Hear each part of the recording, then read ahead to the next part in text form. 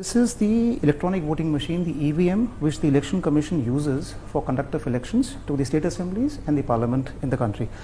EVM basically consists of two parts. This is the control unit, the CU, and this is the ballot unit, this is the BU.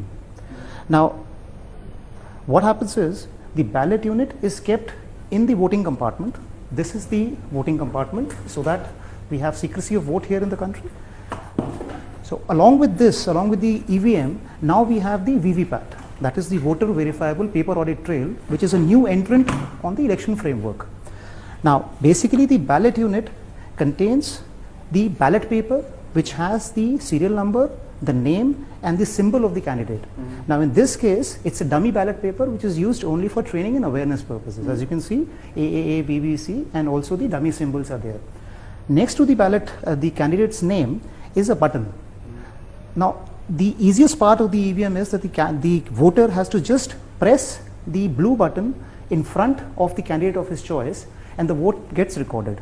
Now this control unit is at the polling station, or these are kept together here just for demonstration purpose, but in the polling station this control unit is kept with the presiding officer and these two units are kept in the voting compartment. This is the voting compartment, so that whenever the voter casts his vote, he can cast it in absolute secrecy and nobody sees what is happening.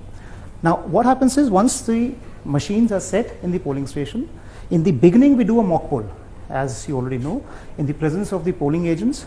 So 50 votes are cast in the machine, and after that the votes are counted through the control unit and also the slips are taken out from the VVPAT and they are tallied, just to make sure and ensure all the participants that the machine is functioning absolutely accurately and there is nothing amiss here.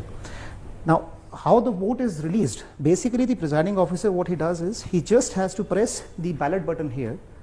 Now the minute he presses the ballot button, a red light glows on the control unit which shows that the machine is now in readiness. The minute the red light glows here, there is a green light, the ready light, which is there on the ballot unit. This is the ready light. This light shows that now this ballot unit can accept the signal for the particular vote to be cast. Now the voter, what he has to do is, suppose he chooses candidate number 4. He just presses this blue button.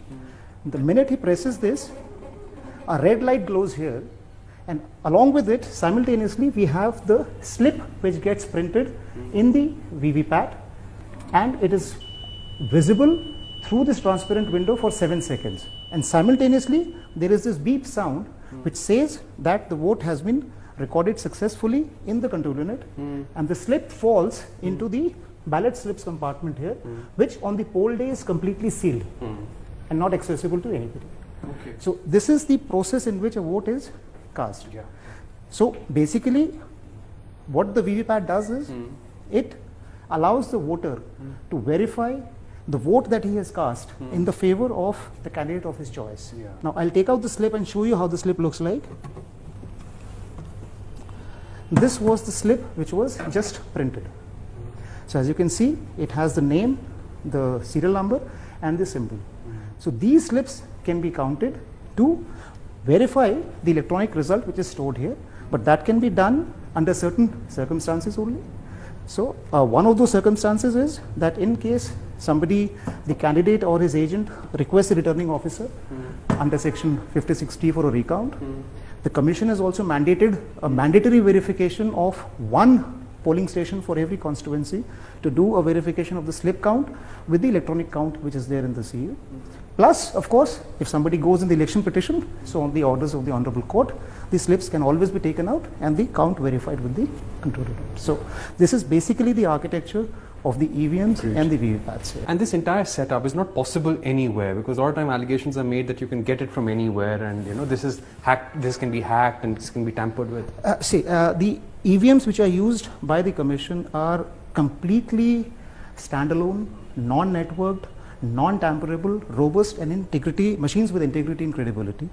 There are two pillars on which this entire framework stands. One is the technological safeguards which are there in the design and technological features of the CU, BU and the VVPATs. The other is the detailed administrative protocols, security framework and procedural guidelines that we have installed around the EVM ecosystem, which prevents any unauthorized access to these machines by any unauthorized person. So these machines remain under the control and custody of the election officials at all times.